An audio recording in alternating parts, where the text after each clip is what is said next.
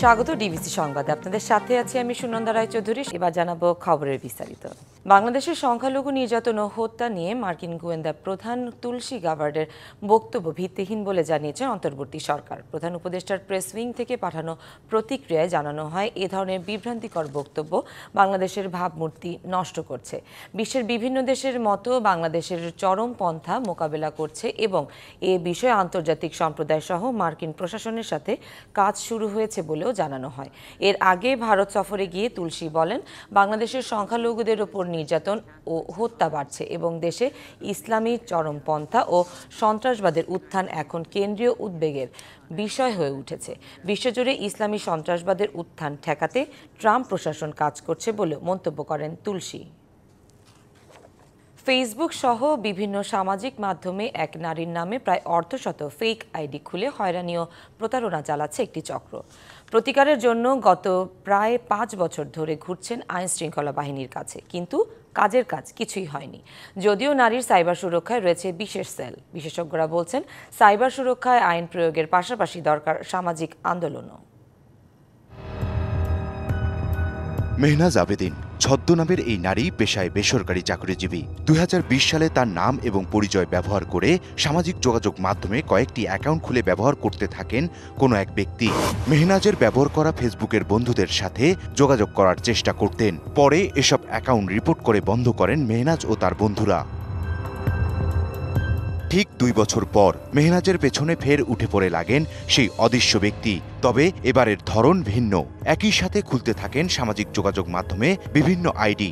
AI apps ব্যবহার করে অর্ধনগ্ন এবং নগ্ন ভিডিও বানিয়ে সামাজিক যোগাযোগ মাধ্যমগুলোতে আপলোড শুরু করেন। পরে মেহনাজের পরিচিত জনদের কাছে পাঠাতে থাকেন সেসব। শুধু পরিচিত মানুষই নয়, সহকর্মী এবং অফিসের ফেসবুক পেজের মন্তব্যের ঘরে দেয়া শুরু করেন সেসব ভিডিও। একদিন আমার একটা ফ্রেন্ড ফেসবুকে নক করে বলে যে একটা লিঙ্ক দেয় ফেসবুকে, দিয়ে বলে যে একটু চেক করবি। লিঙ্কটাতে ঢুকে দেখি আমার কিছু ছবি আছে, যে ছবিগুলো হচ্ছে আমার না, আমার ফেসটা বসানো হয়েছে, এডিট করা, এবং বুঝতে পারছেন সেটা হচ্ছে হাফ নেকেড এমন কিছু। এত কিছু যে ঘটে গেছে তার কিছুই জানতেন না মেহনাজ। হঠাৎ একদিন তার বন্ধুর কাছ থেকে জেনে ভেঙে পড়েন। পরে থানায় কয়েকটি সাধারণ ডায়েরিও করেন। কারণ আমি যখন জানতে পারি তখন আমি খুব শক ছিলাম, সারপ্রাইজ ছিলাম। আমি জানি না, আমি হঠাৎ করে ট্রমাটাইজ হয়ে যাই। আমি বুঝতে পারছিলাম না যে আমার কী করা উচিত। এমন একটা সিচুয়েশন, আমি কাউকে শেয়ার করতে পারছিলাম না। আমি কাকে শেয়ার করবো? আমার ফ্যামিলি মেম্বার্সের সাথে কথা বলতে গেলে আমি খুব শাই ফিল হচ্ছিল। সাধারণ ডায়েরির দীর্ঘ সময় পার হলেও এখন পর্যন্ত কোনো ধরনের সমাধান পাননি। থানায় গিয়ে একটা জিডি করি। জিডি করার পর সাইবার ক্রাইম থেকে আমাকে ফোন দেওয়া হয় যে তাদের ওখানে গিয়ে দেখা করতে। তারপর আমি ওখানে যাই, যাওয়ার পর ওনাদেরকে ওখানে গিয়ে আবার একটা কমপ্লেন করতে হয়। এটা আমি কমপ্লেন করে ওনাদের সাথে আমি অনেক দিন টাচে ছিলাম।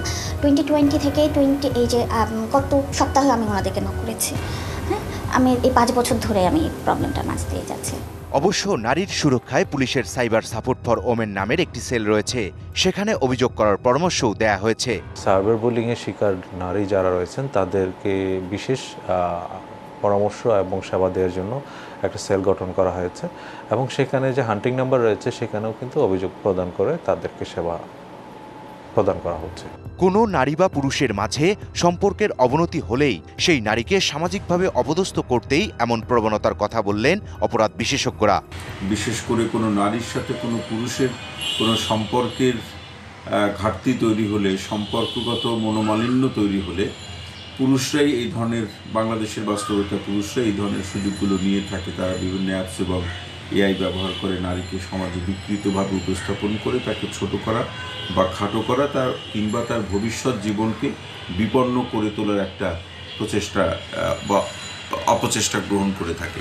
সামাজিকভাবে হেয় হওয়ার ভয়ে সাইবার বুলিংয়ের শিকার নারীরা কারো সাথেই শেয়ার করতে চান না বলে জানান আইনজীবী। একজন নারী বা পুরুষ যখন সাইবার বুলিংয়ের শিকার হয়, আমরা সাধারণত দেখেছি যে তারা আসলে এক্সপোজড হতে চায় না। তারা তখন মানসিক অবসাদে ভোগে, তারা তখন নিজেকে একা করে ফেলে, কারোর সাথে শেয়ার করতে চায় না, এবং তারা মনে করে যে এটা যদি তারা কারোর সাথে শেয়ার করে বা তারা যদি কাউকে বলতে যায় তখন হয়তো সামাজিকভাবে হেয় প্রতিপন্ন হবে। এই ধারণাটা আমাদের মাথার থেকে বের করে ফেলতে হবে। সাইবার অপরাধের বিরুদ্ধে সামাজিক আন্দোলন গড়ে তোলা জরুরি বলে মনে করেন বিশেষজ্ঞরা। ইকবাল অনিক, ডিবিসি নিউজ, ঢাকা। কোটা আন্দোলনের সময় সংযুক্ত আরব আমিরাতে বিক্ষোভ করার দায়ে 57 বাংলাদেশিকে বিভিন্ন মেয়াদে শাস্তি দেওয়া হয়। পরে দুদেশের সরকারের মধ্যস্থতায় তারা সাজা মওকুফ পেয়ে দেশে ফেরেন, কিন্তু এখনও দেশটির কারাগারে আটক আছে সে আন্দোলনের সময় আটক হওয়া অনেক প্রবাসী। সরকারের কাছ থেকে আটককৃতদের ফিরিয়ে আনার আশ্বাস পাওয়া গেলেও তার গতি খুবই মন্থর বলে অভিযোগ করেছেন স্বজনরা। জুলাই বৈষম্য বিরোধী ছাত্র আন্দোলনের সমর্থন জানায় সংযুক্ত আরব আমিরাতের একদল বাংলাদেশি প্রবাসী। এই ঘটনায় দেশটির আইনে বিভিন্ন মেয়াদে সাজা দেয় সংযুক্ত আরব আমিরাত সরকার। অন্তর্বর্তী সরকার দায়িত্ব গ্রহণের পর বিষয়টি নিয়ে আরব আমিরাত সরকারের সঙ্গে কথা বলেন প্রধান উপদেষ্টা। এর পরিপ্রেক্ষিতে দেশটির সরকারের কাছ থেকে সাধারণ ক্ষমা পায় সাজাপ্রাপ্তরা। সে সময় আটক হয়ে এখনও দেশটির কারাগারে অনেক প্রবাসী বাংলাদেশি। বাকিদের ফিরিয়ে আনার বিষয়ে প্রবাসী কল্যাণ মন্ত্রণালয়ের ধীরগতি দেখে ক্ষোভ প্রকাশ করেন তাদের সহকর্মীরা। বিরোধী ছাত্র আন্দোলনের সাথে আমরা মিছিল করলাম, এই জন্য আমাদের গ্রেপ্তার হয়েছে। দীর্ঘ 4 মাস জেল কাটার পর আমি দেশে আছি। কিন্তু মন্ত্রণালয়ে আসার পরে আমরা 5-6 মাস হয়ে গেছে, তারা কোনো কাজে অগ্রগতি নাই তাদের। তারা শুধু মুখে একটা কথা বলে আর কাজে আরেক রকম করে। আমরা যে ওখান থেকে যান মাল টাকা পয়সা সব লস করে আসছি, জেল খাইতে আসছি, আমাদের মানবতা জীবনযাপন তারা আমাদের খবর নেওয়া উচিত ছিল, কিন্তু তারা আমাদের খবর নেন নাই। কোনো অজুহাত নয়, এবার আটককৃতদের দ্রুত দেশে ফিরিয়ে আনার পদক্ষেপ নেওয়ার আহ্বান জানান ভুক্তভোগীদের স্বজনরা। আমরা প্রধান উপদেষ্টার কাছে 2 ফেব্রুয়ারি আমরা একটা আবেদন দিয়েছিলাম অতি দ্রুত আমাদের ওই বাইকগুলোকে মুক্ত করে নিয়ে আসার জন্য, কিন্তু দুঃখের বিষয় হচ্ছে ওনারা এখন পর্যন্ত বাংলাদেশে মুক্ত হয়ে আসতে পারেন নাই। সরকার আসলো থেকে আমাদের আন্দোলনের পর থেকে সরকার আসছে না, তো সরকার কাদের? আমাদের সরকার। তো এই সরকার পতন করার জন্য কি আমরা আবার আন্দোলন করব? এ বিষয়ে সংশ্লিষ্ট মন্ত্রণালয়ের সাথে যোগাযোগ করা হলেও কেউ কথা বলতে রাজি হননি। মাহমুদুল হাসান আজিম, বিবিসি নিউজ, ঢাকা। দেশের উত্তর জনপদের 3.5 কোটি মানুষের আগ্রহের জায়গায় থাকা যমুনা রেল সেতু উদ্বোধন হচ্ছে আজ। এর মাধ্যমে খুলছে যোগাযোগের নতুন দুয়ার।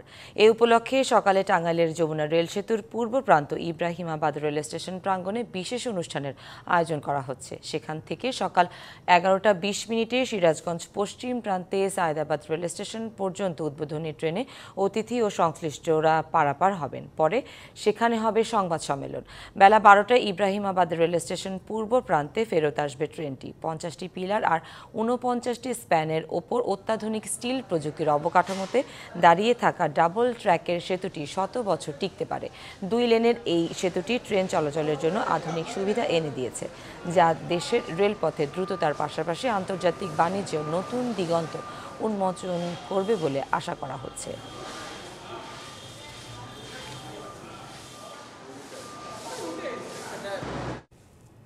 এ বিষয়ে আরও বিস্তারিত জানাতে টাঙ্গাইল থেকে সরাসরি যুক্ত হচ্ছেন সহকর্মী সোহেল তালুকদার। সোহেল, নবনির্মিত যমুনা রেল সেতুর উদ্বোধন উপলক্ষে কি কি আয়োজন আছে দিনব্যাপী, বিস্তারিত জানাবেন।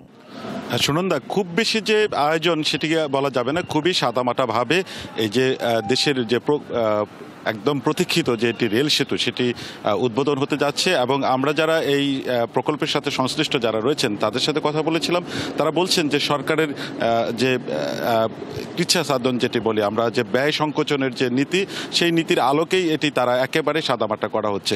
আমি যদি একটু দেখাই, আমার ডান পাশের যে স্থানটি, যে এটি এই ডান পাশের এই অংশটাকেই শুধুমাত্র আমন্ত্রিত অতিথিদের মাধ্যমে সেটি এখানে উদ্বোধন করা হবে এবং এই খুবই একেবারে সাদামাটা যেটি। এবং এই উদ্বোধনের প্রধান অতিথি হিসাবে থাকবেন হচ্ছে রেল সচিব হামিদুল হক, আর বিশেষ অতিথি থাকবেন জাপানের রাষ্ট্রদূত শিনিচা থাকবেন, সাইদা শিনিচি যিনি রয়েছেন। এবং জাইকা যেহেতু এটা বড় একটি ফান্ড দিয়েছেন এবং জাইকার যে সাউথ এশিয়ান যিনি প্রধান ইতু থাকবেন, এই দুজন হচ্ছে আসলে মূল 3 জনের মাধ্যমেই এই রেল সেতু উদ্বোধন হবে। আপনি দেখতে পাচ্ছেন যে ট্রেনটি সেতু দিয়ে আনুষ্ঠানিকভাবে উদ্বোধনের জন্য পারাপারের জন্য প্রস্তুত করা হয়েছে, তাকে ফুল দিয়ে সাজানো হয়েছে এবং এই ট্রেনটি একবার পশ্চিম প্রান্তে যাবেন, আবার পূর্ব প্রান্তে আসার মধ্য দিয়ে আনুষ্ঠানিক যে উদ্বোধন, সেই উদ্বোধনের কার্যক্রম শুরু হবে। এবং এরপরেই কিন্তু যেহেতু রেল সেতুতে নতুন করে একটি ভাড়া, যেটি যাত্রীদের উত্তর এবং উত্তরবঙ্গে যাতায়াত করতেন তাদেরকে নতুন একটি ভাড়া গুনতে হবে, যে আগের যমুনা সেতুর উপর দিয়ে যে রেল যাত্রায় যে ভাড়া ছিল তার থেকে বেশি ভাড়া গুনতে হবে। এটি একটি বিষয়। আর পাশাপাশি হচ্ছে যেহেতু উদ্বোধন হচ্ছে আর এটি দেশের মানুষের বহুল আকাঙ্ক্ষিত একটি সেতু ছিল, যেহেতু রেল সেতুতে 2008 সালে ফাটলের ফলে এটি হয়েছিল এবং যার ফলে এবং ট্রেনের 2 প্রান্তে যে যাত্রীদের ভোগান্তি হতো সেই ভোগান্তি লাঘবে এটি বেশ প্রতীক্ষিত ছিল। সোহেল, ধন্যবাদ আপনাকে। সংবাদে এই ছিল এখনকার মতো। ডিবিসি নিউজের সংবাদগুলো পড়তে ভিজিট করুন dbcnews.tv আর ভিজিট করুন ডিবিসি নিউজের ফেসবুক পেজ এবং ইউটিউব চ্যানেল। সাথেই থাকুন।